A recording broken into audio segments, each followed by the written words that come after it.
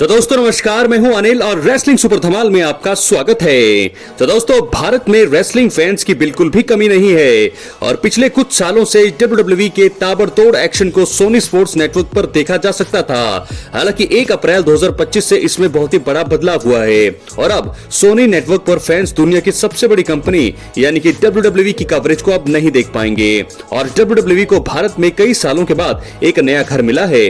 दोस्तों आपको बता दें कि 2024 में वर्ल्ड रेसलिंग एंटरटेनमेंट यानी कि WWE ने नेटफ्लिक्स के साथ कॉन्ट्रैक्ट साइन किया था, जिसके तहत यूएसए में सिर्फ रॉ और प्रीमियम लाइव इवेंट को ही नेटफ्लिक्स पर देखा जा सकता है। इसके अलावा यूरोप समेत कई देशों में इसका प्रसारण सिर्फ नेटफ्लिक्स पर ही हो रहा है।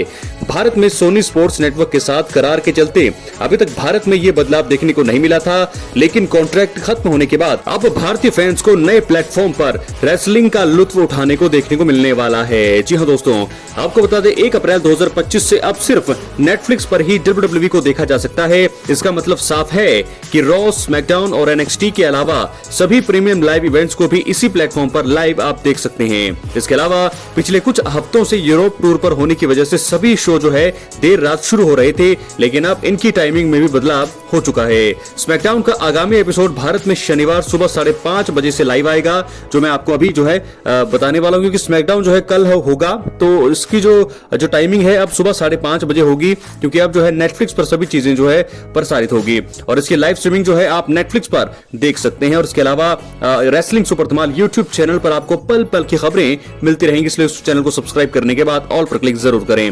दोस्तों इसके अलावा फॉर्मर वर्ल्ड चैंपियन और दिग्गज रेसलर ट्रिपल एच भी भारत में नेटफ्लिक्स के साथ होने वाली नई शुरुआत को लेकर काफी ज्यादा एक्साइटेड हैं। उन्होंने सोनी स्पोर्ट्स नेटवर्क को खास मैसेज दिया और नेटफ्लिक्स को हाइप करते हुए कहा, हम हमारे पार्टनर सोनी लिव का शुक्रिया अदा करना चाहते हैं, जिन्होंने कई सालों तक भारत में फैंस को एक्शन दिखाया। अब भारत में नए युग की शुरुआत होने वाली है। नेटफ्लिक्स भारत में WWE का नया घर होने वाला है। तो दोस्तों भारत में फैंस कंपनी के सबसे बड़े प्रीमियम लाइव इवेंट रेसलमेनिया 41 के नाइट 1 और नाइट 2 को जो भी एक्शन होगा नेटफ्लिक्स पर देख पाएंगे। इस इवेंट का आयोजन 19 और 20 अप्रैल यानी कि भारत में 20 और 21 अप्रैल को होने वाला है। तो दोस्तों इस प्रकार सारी चीजें मैंने आपको बता दी हैं नेटफ्लिक्स से जुड़ी हुई। टाइमिंग में बदलाव, सभी चीजें रॉ हो, स्मैकडाउन हो, NXT हो, चाहे जितने भी प्रीमियम लाइव इवेंट हम देखेंगे वो सारे के सारे अब हम नेटफ्लिक्स पर ही देखने वाले हैं। अपनी राय कमेंट बॉक्स में जरूर, चैनल पर नए हैं सब्सक्राइब करने के बाद ऑल पर क्लिक करें। तो चलिए दोस्तों अब हम बढ़ते हैं अपनी अगली स्टोरी की तरफ जो जुड़ी है OTC रोमन रेंस से। तो दोस्तों आपको बता दें कि WWE superstar Roman Reigns WrestleMania 41 को मेन इवेंट करने वाले हैं और ये इनका रेसलमेनिया का 10वां मेन इवेंट होगा, जो सबसे ज्यादा है किसी रेसलर का WWE के इतिहास का। उनका सामना CM पंक और सेथ रॉलिंस से ट्रिपल थ्रेट मुकाबले में देखने को मिलेगा। तीनों के बीच मुकाबला अच्छा रह सकता है और रोमन रेंस को यहाँ जीत मिल सकती है। अगर रोमन रेंस जो दोस्तों यहाँ पर जीत गए तो उन्हें भविष्य में वर्ल्ड चैंपियनशिप पर फोकस करना चाहिए। इसके पीछे कुछ बड़े और जरूरी कारण है, इसलिए इस वीडियो में हम 3 कारणों के बारे में बात करने वाले हैं कि क्यों रोमन रेंस को रेसलमेनिया 41 में जीत के बाद वर्ल्ड चैंपियनशिप के लिए चैलेंज करना चाहिए। और वैसे भी दोस्तों उन्होंने करना ही है, अगर कोई बीच में स्टोरी ना आए तो वो जरूर जो है वर्ल्ड चैंपियनशिप के लिए ही जाना चाहेंगे। तो बात करेंगे सबसे पहले कारण का। WWE दिग्गज सुपरस्टार OTC रोमन रेंस को चैंपियनशिप के लिए अब तक रीमैच ही नहीं मिल पाया है। जी हां दोस्तों, आपको याद होगा कि रोमन रेंस ने रेसलमेनिया 40 में अपनी अनडिस्प्यूटेड WWE यूनिवर्सल चैंपियनशिप गंवाई थी। इसके बाद से ही एकमात्र ट्राइबल चीफ को अब तक रीमैच नहीं मिला है। वो महीनों तक नए ब्लड लाइन के साथ स्टोरी में बिजी थे सबसे पहले, और वो इसके बाद सेथ रॉलिंस और CM पंक के साथ दुश्मनी का हिस्सा बन गए। इसी के चलते रोमन को अपनी चैंपियनशिप के लिए चैलेंज करने का मौका ही नहीं मिल पाया है। रेसलमेनिया 40 में अगर रोमन रेंस की जीत होती है तो उनकी सेथ और पंक के साथ स्टोरी पर लगभग जो है खत्म हो जाएगी, विराम लग जाएगा। इसके साथ ही रोमन रेंस का सफर टाइटल मैच पाने के लिए आसान होगा। वो इसके बाद अनडिस्प्यूटेड WWE चैंपियनशिप के लिए चैलेंज कर सकते हैं, और अगर वो इसकी बजाय वर्ल्ड हैवीवेट टाइटल के पीछे जाने का फैसला करते हैं तो भी फैंस को हैरानी नहीं होनी चाहिए। लेकिन दोस्तों मुझे ऐसा लगता है कि रोमन रेंस जो है अनडिस्प्यूटेड WWE चैंपियनशिप के लिए ही सबसे पहले चैलेंज करेंगे। अगर वहां कोई ना कोई दिक्कत परेशानी होगी उसके बाद ही सेकंड ऑप्शन उनके पास वर्ल्ड हैवीवेट टाइटल के लिए ही होगा, उनके पीछे वो जा सकते हैं। बात करेंगे दूसरे कारण का। रेसलमेनिया के मेन इवेंट में रोमन रेंस जीते तो कुछ इनाम इनाम जरूर मिलना चाहिए। दोस्तों, रेसलमेनिया के मेन इवेंट में अमूमन चैंपियनशिप मैच देखने को मिलते हैं या उन मुकाबलों का आयोजन किया जाता है जो स्टोरी लाइन के हिसाब से एकदम जरूरी हो। रोमन रेंस, सीएम पंक और सेथ रॉलिंस के मैच के साथ ऐसा नहीं है। उनके मैच में कोई चीज दांव पर अब तक तो नहीं लगी है और साल के सबसे बड़े शो को मेन इवेंट करना और इसमें जीतना आसान काम तो बिल्कुल नहीं है।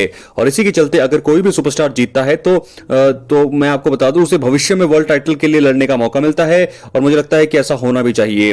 रोमन रेंस को रेसलमेनिया मेन इवेंट करने का अनुभव है और उन्होंने अपने WWE करियर में ग्रैंडेस्ट स्टेज पर 12 में से 9 मुकाबले जीते हैं।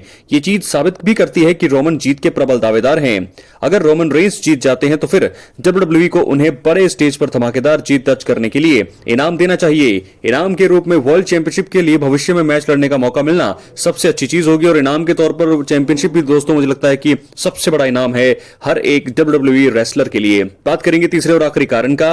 WWE दिग्गज रोमन रेंस का चैंपियनशिप के लिए चैलेंज करना उन्हें ब्रेक लेने से दूर रखेगा। बिल्कुल, यह भी एक बहुत बड़ा कारण है। रोमन रेंस पार्ट टाइमर है और वो बहुत कम मौकों पर ही एक्शन में दिखाई देते हैं। रोमन ने पिछले 1 साल में बेहद कम मौकों पर अपीयरेंस दी है और चुनिंदा मैच ही लड़े हैं। रेसलमेनिया 40 में हार के बाद रोमन रेंस ब्रेक पर चले गए थे और इसके बाद वो महीनों तक एक्शन से दूर रहे। रोमन रेंस ने सीधा समरस्लैम 2024 में अपनी वापसी करी। फैंस ने इसी बीच रोमन को बहुत ज्यादा मिस भी किया था। एकमात्र ट्राइबल चीफ रोमन रेंस को फैंस दोबारा एक्शन से दूर होते हुए नहीं देखना चाहेंगे। इसका एक ही तरीका है, रोमन को अगर वर्ल्ड चैंपियनशिप के लिए चैलेंज करने का मौका मिल जाए तो उन्हें ब्रेक से दूर रखा जा सकता है।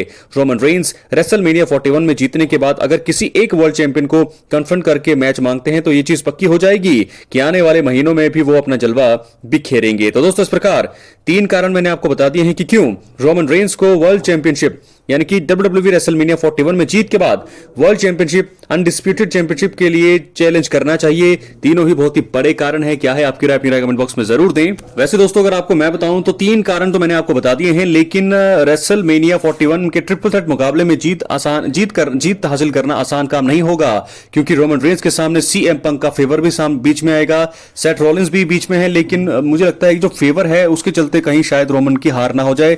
लेकिन अगर ये फेवर बीच में नहीं आता है तो रोमन रेंस इस मुकाबले में जीत के फेवरेट हैं और बैटिंग ओड्स के हिसाब से देखा जाए तो रोमन ही जीत के प्रबल दावेदार भी हैं। तो क्या रोमन की जीत होगी या हार, ये तो फिलहाल दोस्तों वक्त बताएगा। लेकिन रोमन रेंस को जीत के बाद सीधा ही वर्ल्ड चैंपियनशिप के लिए चैलेंज करना चाहिए ताकि वो हमें एक बार फिर नए चैंपियन देखने को मिले और फिर जो है ब्रेक पर भी वो दूर जाने से बच सकते हैं। तो हमें देखना होगा कि किस प्रकार रोमन रेंस चैलेंज करने वाले हैं। सीएम पंक और सेथ रॉलिंस की चुनौती सबसे पहले है। क्या होने वाला है पॉल हेमन के साथ उनका आने वाला कल, क्योंकि पॉल हेमन के साथ चीजें बहुत ज्यादा इस समय खराब होती जा रही हैं और फेवर जो है लगातार परेशान कर रहा है रोमन रेंस को।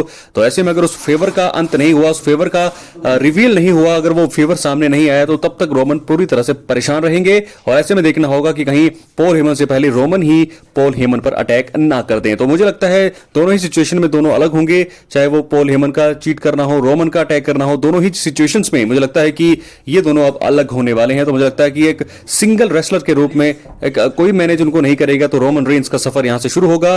देखने वाली बात होगी क्या रोमन रेंस की जीत होती है रेसलमेनिया 41 में या फेवर के चलते उनको बहुत ही बड़ी हार का सामना करना पड़ता है। बहुत बहुत धन्यवाद।